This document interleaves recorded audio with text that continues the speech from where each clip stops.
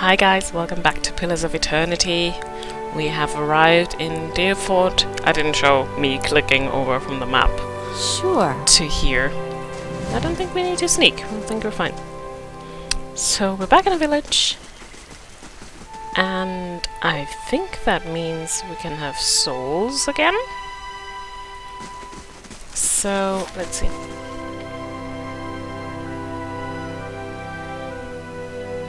Hello, grieving mother. We'll get to you later, I guess. Let's check out this area first, and then talk to these guys. Ooh. Oh, I'll come back here. Don't worry, we'll come back here.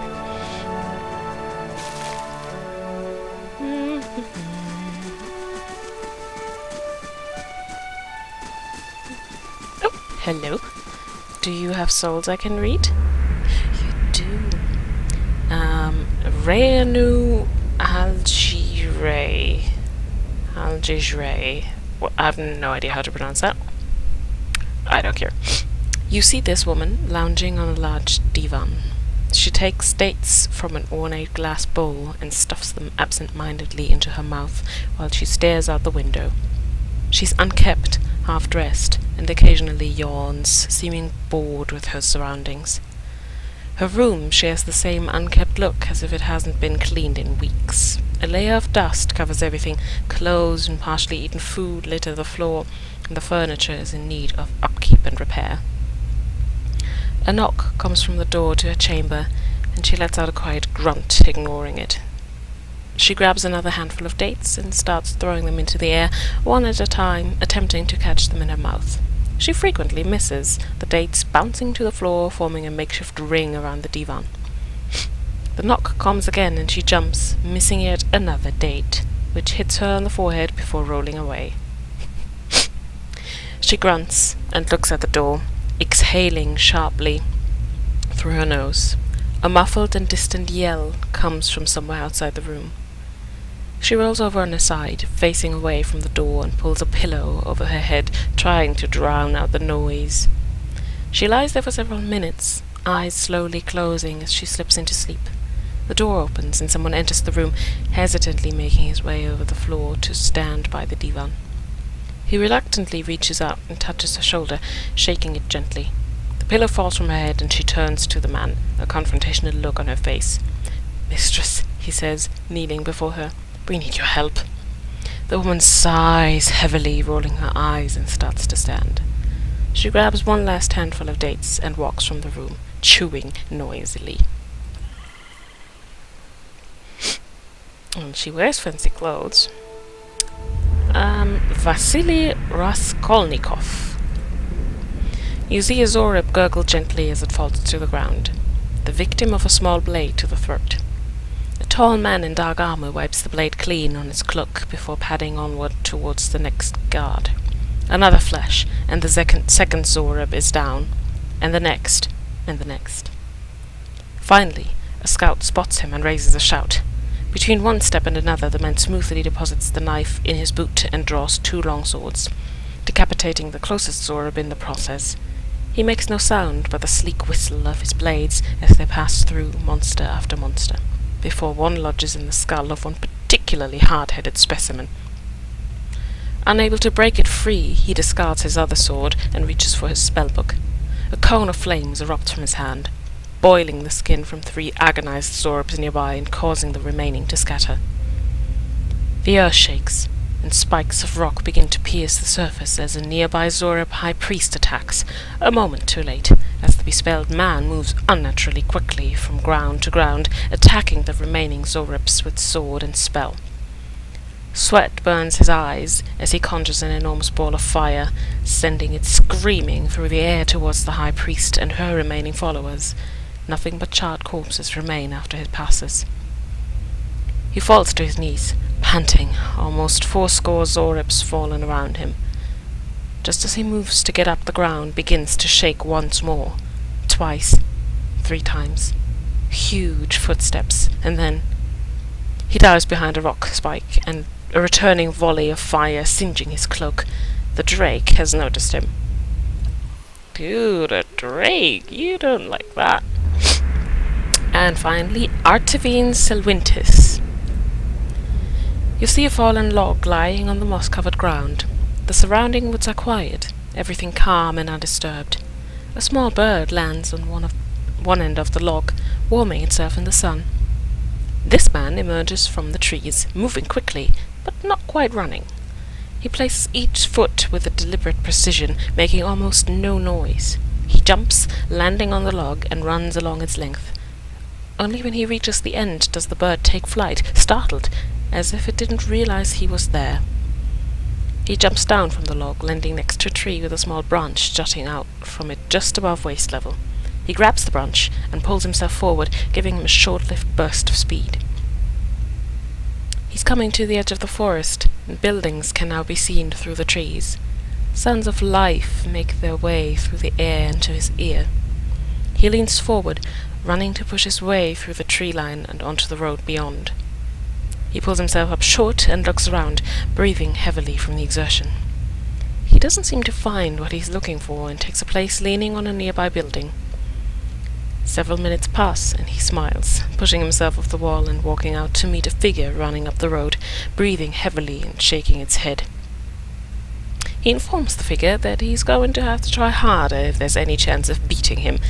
He puts an arm around the other man's shoulder, reminds him that there was an ale at stake, and says it's about time to pay up.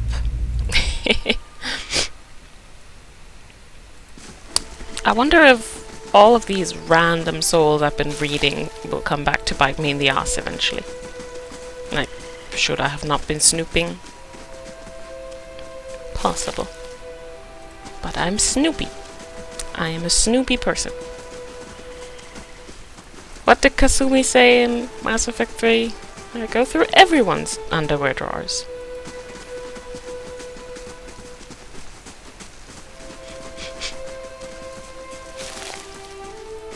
Alright, what do you have to say? Important looking person. Ooh, he's not a soul. An elf idles by the road, watching the village across the river. He nods as you approach, and the cowled figure standing near him falls silent. Greetings, friend. A slow smile forms as he eyes you. I've heard of you. Word has it you've been busy in Defiance Bay. He draws closer. I'm busy, too, and eager to finish my business and get back to the city.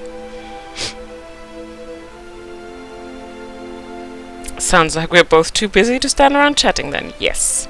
He laughs, right to the point. Just the kind of person I need to find her. Find who? Haven't you heard? There's a murderer on the loose. Said to have gone mad with grief and strangled a dozen healthy children when her own was hollow-born. He nods at the figures with him. We've come all the way from Defiance Bay to bring her to justice. So why are you standing around here? Good question. He nods across the river. She's hiding out in the village. We'd go in after her ourselves, but the problem is she knows our faces. There's no telling what she'd do if she saw us coming.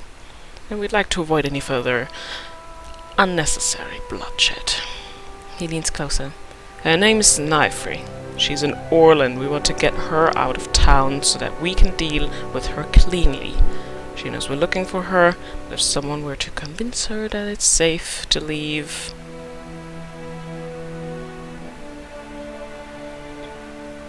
I could draw her out. He nods. She won't know you, it'll be simple. First questions. No, that's basically what he just told me, so I should go back to search. Okay. Let's see. A woman named Nifri is on the run, hiding out in Dirford. Find Nifri and lure her out of Dirford. Medrith told me that he's looking for Nifri, a murderer from Defiance Bay who's killed dozens of children. She's an Orlan woman. If I find her, he wants me to convince her that it's safe to leave Dirford. Seems fishy to me. Very fishy. But that might be the grieving mother that's indicated on our map. Let's see what's in this building. I didn't even look what this building was. I just was like, ooh, door. Show me. Temple of Barath. Okay. I could steal your stuff. Or I could just be nice and talk to you. I already told you what... I'm sorry. I thought you were one of those ruffians. I am a ruffian, but I'm not one of those ruffians. Adair grunts in disgust. These times we live in. How may I help you? Where to start? What happened to you? Can you tell me where to find the ruins? No, let's not start with that. Tell me more about Durford. Tell me more about Durford. That sounds like a good start. Folk here tend to keep to themselves, as they do in most towns this deep in the Durwood. They're suspicious of travellers, but with all the brigands and refugees moving through the area, who can blame them? The old priest nods politely. Is there something else I can help you with? The Temple of Barath. What can you tell me about Barath? Barath is the most universal of all the gods. It oversees portals and cycles of all kinds, even life and death itself. Under Barath, an ending is merely a passage to another beginning. Barath has many representations across time and across cultures. Around the Deerwood, you'll commonly see it depicted as the Pallid Knight or the Usher. The Glanfathans, however, know it as Bunan I Ancu and Ancu I Bunan. Tell me about the Pallid Knight. She's one of the youngest manifestations of Barath, but a familiar one nonetheless. Stories describe her as a gaunt knight in black armor with black eyes, black hair, and milk-pale skin. She demands an impossible toll from travelers who have tarried too long on her lord's road. Some challenge her only to slay themselves in the process. And who's the Usher? Kith have written stories, songs, and poems about the Usher for centuries. Sometimes he's folk, sometimes dwarf, and sometimes merely a walking skeleton. He never speaks, but he guides the way to death and the next life. He also creates the circumstances for the wayward to stumble into their own graves. Oh, that's pleasant.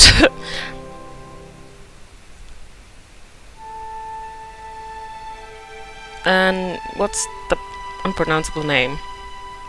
It means life in death and death in life, respectively. You see them as two skeletal figures, one male and one female.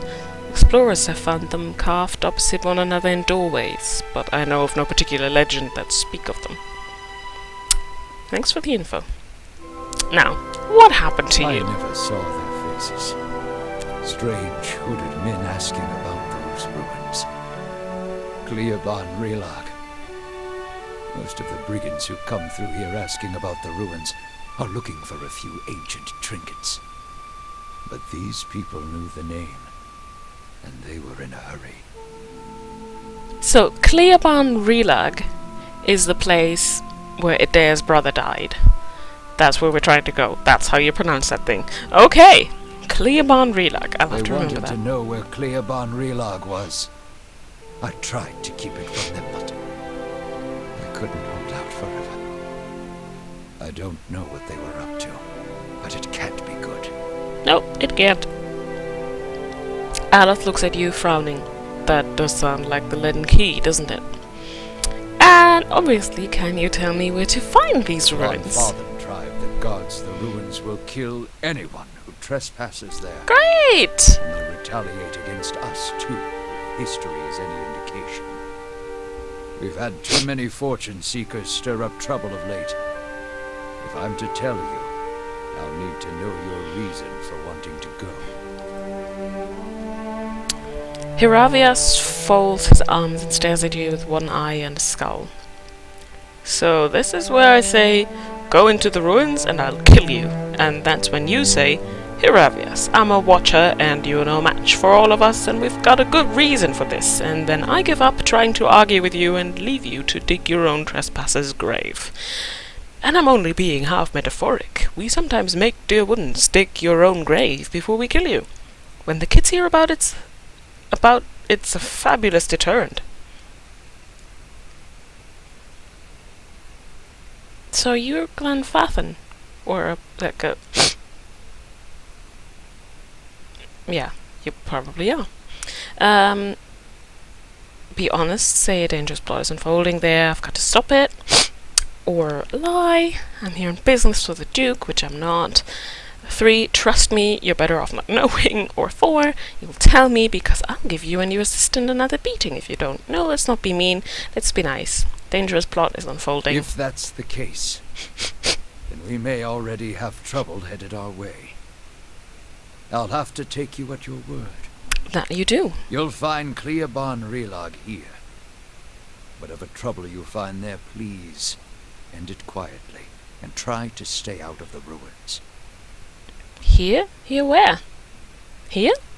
Here?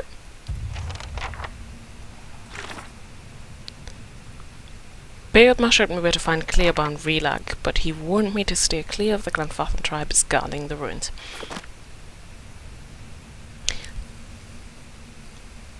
So... Need something?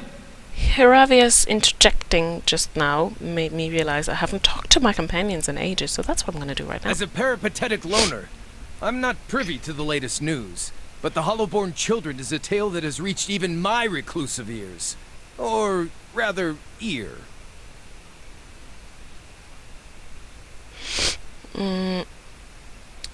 Then what are your thoughts on the Hollowborn? Any time a life is separated from its soul, I wanted to pretend it was just a rumor when I first heard of it.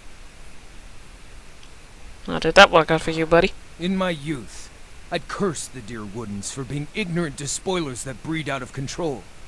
But soulless babies? What heartless gods would inflict that kind of tragedy? No parent or child deserves to be a part of that horror.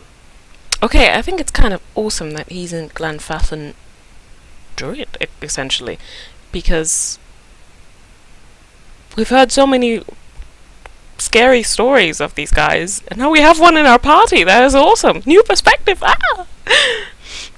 So what do the Glanfathan druids think of this plight? It's been a long time since I've spoken with my circle. They'd probably tell you what I'd tell you. This plight was most certainly the consequence of someone trespassing into Nguithan places, not meant for folk. Sorry! I mean, what else other than the gods could inflict punishment of such impressive scale? Let's talk Need about something? the matters.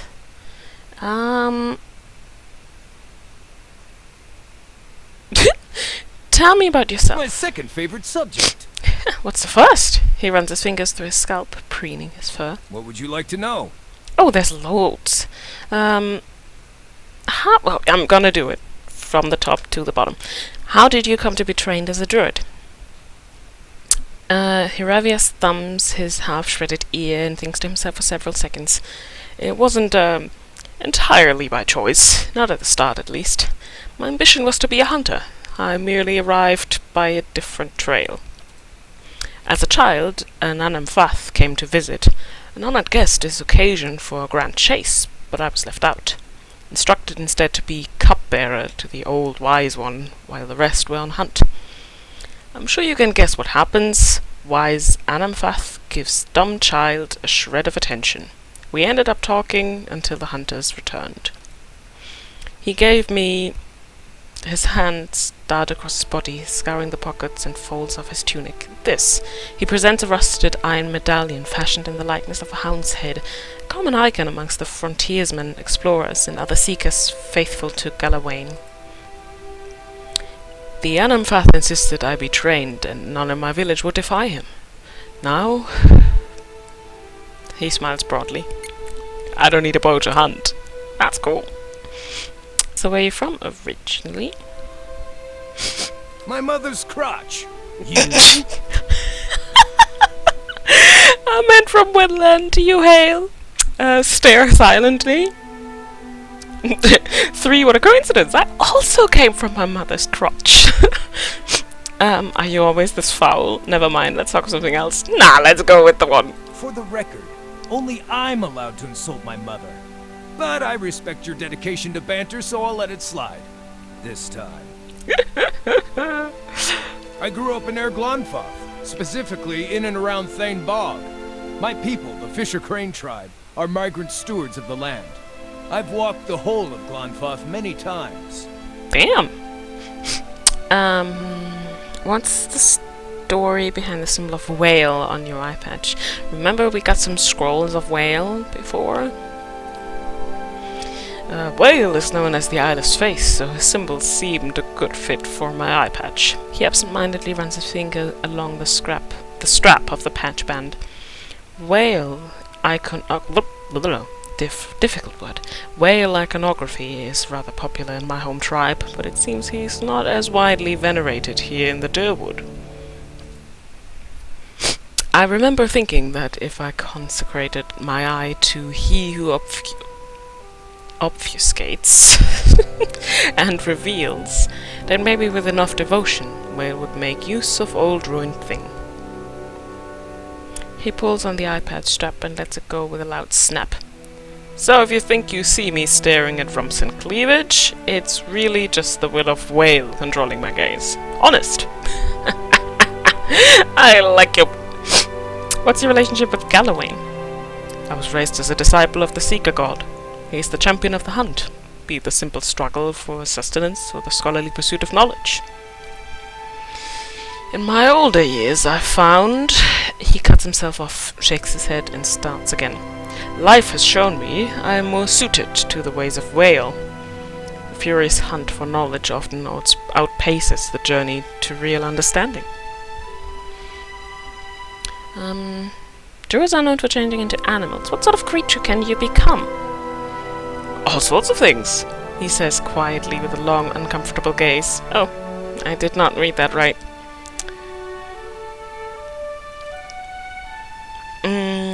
Hiravias stares at you blankly, arms folded. Let's discuss something else. Ooh, uncomfortable topic. Let's push!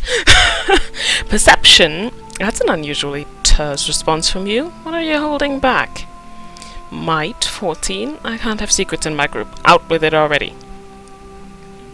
Intelligent. We're not intelligent enough.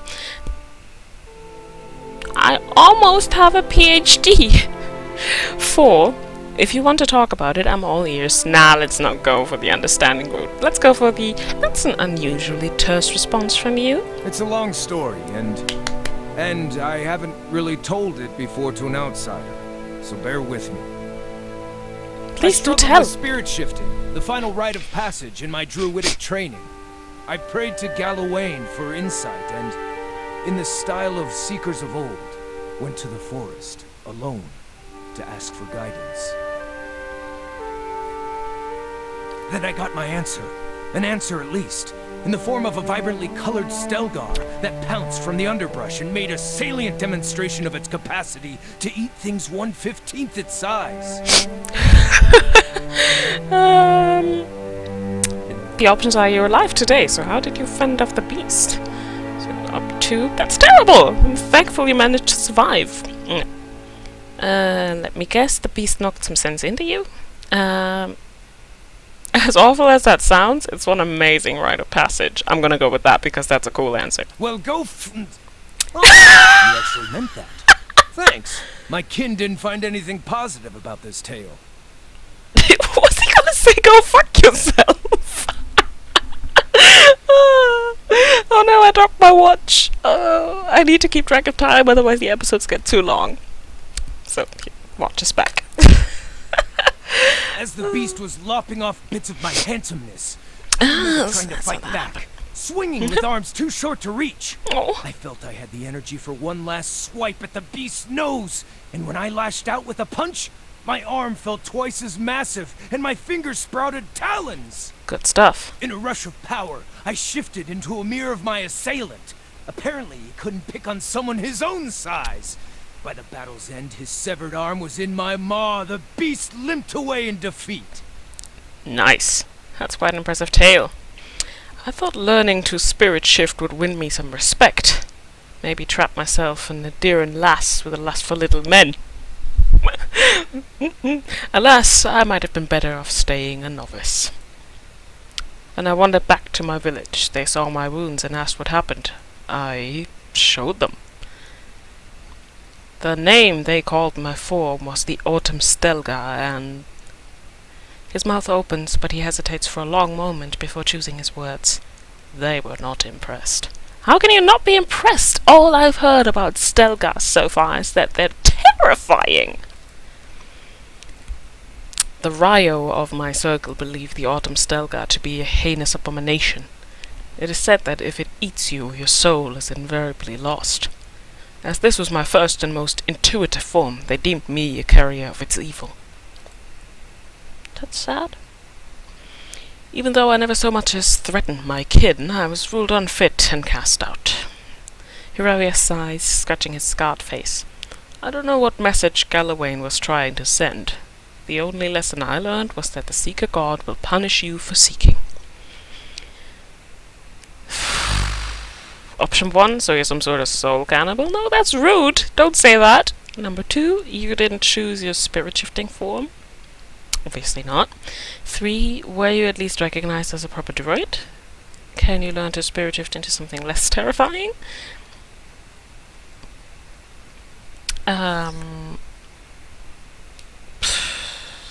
I don't like any of these options.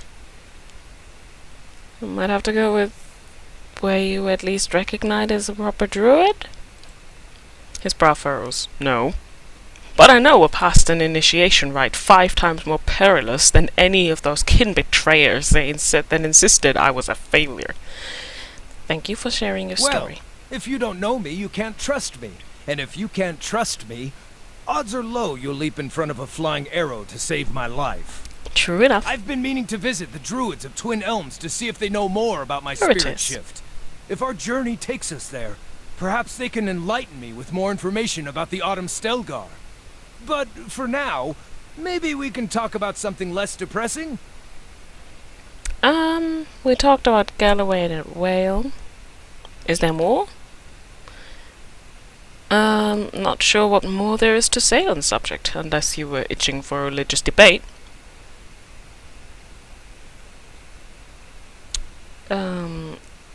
Does he have more to tell? Tell me more about Whale. I came to know Whale in earnest in the first year of my exile. I asked myself why Galawain would punish me for asking questions, but just and fair God would punish me for doing as he asks. Questioning why I had been mauled just drove me mad. At the height of my worry, I would have dreams where I only saw with my injured eye. My healthy eye became blind in my dreams. He lifted up the eye patch to gently itch at the socket. You catch a glimpse of a puckered and scarred abscess under the Whale-embroidered patch.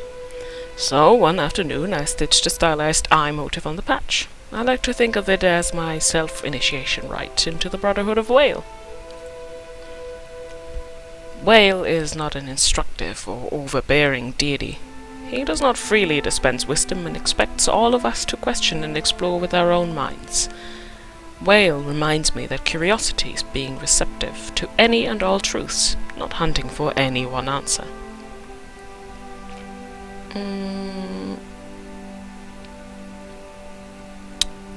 So has Whale ever actually spoken directly to you, or sent you a sign? Does praying to Whale help make sense of the Stelgaer attack? And you still seek wisdom? You're just asking a different god because the first didn't answer. Sounds like you should thank Galawain for showing you the wisdom of Whale.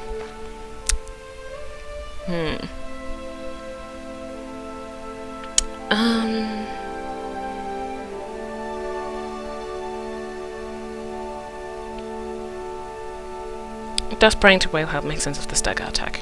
Let's go with that. His face turns flush and he laughs nervously. In a fashion, yes. Praying through the artist's face means letting go of the fear of not knowing, the fear of not having any answers. Some days it can be challenging to embrace uncertainty, but at least Whale does not demand celibacy. Let's speak of something else. What more can you tell me about Galawain? A frown overcomes his face as he ponders your question. Consider it a lapsed devotion. I will always respect the Seeker God, but he visited ruination on me when all I sought was knowledge, just as he taught it should be. He meshes his fingers together and flexes his digits until the joints pop and click. Galawain left his mark on me.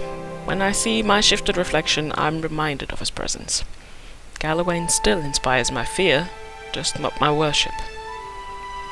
My options are, in fairness to Galawain, you did learn to shapeshift, to spirit shift after the attack. Are you not thankful for that? 2, do you think there's any possibility that Galawain is trying to help you? albeit in strange ways. A lesser man would accept the indignities of the gods and ask for seconds. Good on you for walking away from Galloway. If a god gave me a task and then crippled me for following instructions, I'd be as angry as you are. There we go. Yeah? He smiles as his face turns flush. Well, I was an angry wreck when the Ryu exiled me. I'm just thankful for the solitude of the wilderness and the wisdom of Whale. Without them, I'd never have come to terms with my situation. Is there anything else? No, I think... Never mind. Thank you for sharing. We should be on the move. And thank you for listening, he says with a slight bow before falling into marching order behind you. That was interesting. That was a very interesting conversation. And a very long one. So... I might just leave it here. And... No.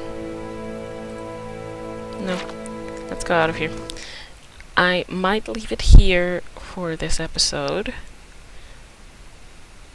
And if it loads, if it doesn't load, that kind of...